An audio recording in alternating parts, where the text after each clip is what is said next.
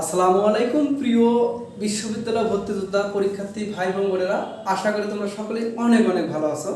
So আজকে এমন একটা টপিকের উপর আলোচনা করব যে টপিকটা তোমাদের বিশ্ববিদ্যালয়ের জন্য খুবই গুরুত্বপূর্ণ, বিশ্ববিদ্যালয় ভর্তি পরীক্ষার জন্য খুবই গুরুত্বপূর্ণ একটা টপিক। সো সেই টপিকটার নাম হচ্ছে জেন্ডার। আমরা আজকে আলোচনা করব কি জেন্ডার নিয়ে।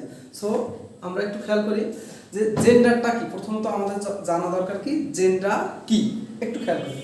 So, gender expresses the biological identity of human beings. So, এইখান থেকেও কিন্তু কোশ্চেন আসে। সো এই লাইনটা আমাদের জন্য খুবই গুরুত্বপূর্ণ। সেটা হচ্ছে কি ভাইয়া, gender expresses the biological identity of human beings. যে সকল নাউন বা প্রোনাউন দ্বারা স্ত্রী, চেতন, অচেতন বা স্ত্রী পুরুষ উভয়কে বোঝায় তাকে জেন্ডার। অর্থাৎ যেসব ওয়ার্ড দ্বারা স্ত্রী পুরুষ লিঙ্গ ভেদ বোঝায় তাদেরকে কি বলা হয়, জেন্ডার বলে। অর্থাৎ যেটা দ্বারা কি বোঝায়, নারী পুরুষ ছেলে মেয়ে নাকি এইটা বোঝানো হয়, সেটাকে কি বলা হয় বলতো, জেন্ডার বলা হয়। সো আমরা একটু খেয়াল করি জেন্ডার কয় প্রকার। জেন্ডার হলো 4 প্রকার। জেন্ডার কয় প্রকার? জেন্ডার হলো 4 প্রকার। সেই 4 প্রকার কি কি আমরা ওগুলো একটু দেখি। সেটা হচ্ছে 1 নম্বর হচ্ছে মাস্কিউলিন জেন্ডার, 2 নম্বর হচ্ছে ফেমিনিন জেন্ডার, 3 নম্বর হচ্ছে নিউট্রাল জেন্ডার, 4 নম্বর হচ্ছে কমন জেন্ডার। সো এখন আমরা আলোচনা করব মাস্কিউলিন জেন্ডার বা পুংলিঙ্গ নিয়ে।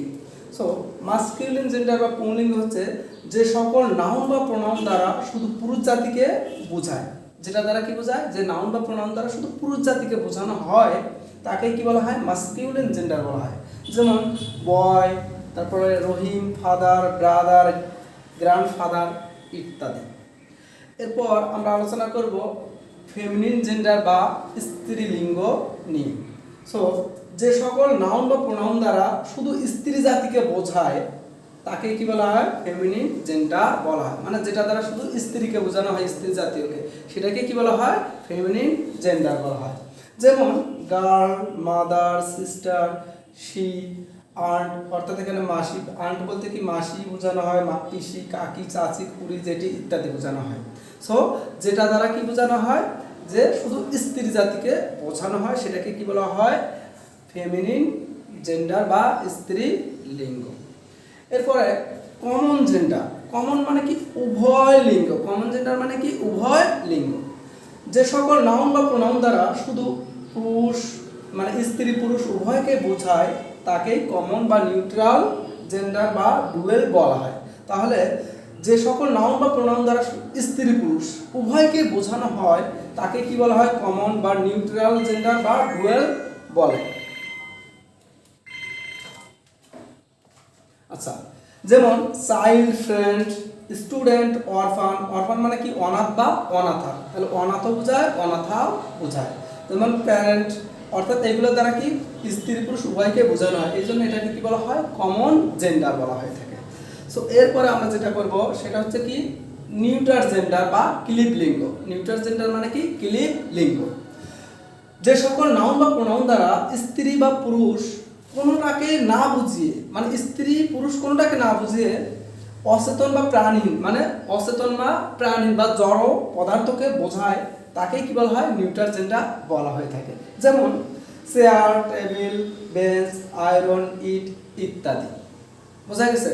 সো এখন আমরা আলোচনা করব, দেখি আমাদের বিগত বিশ্ববিদ্যালয় পরীক্ষায় কিভাবে এই টপিক যেটুকু আমরা পড়লাম এখান থেকে কিভাবে এসেছিল কোশ্চেন, আমরা এখন ওগুলোই দেখব। সো একটু খেয়াল করি আমরা। সো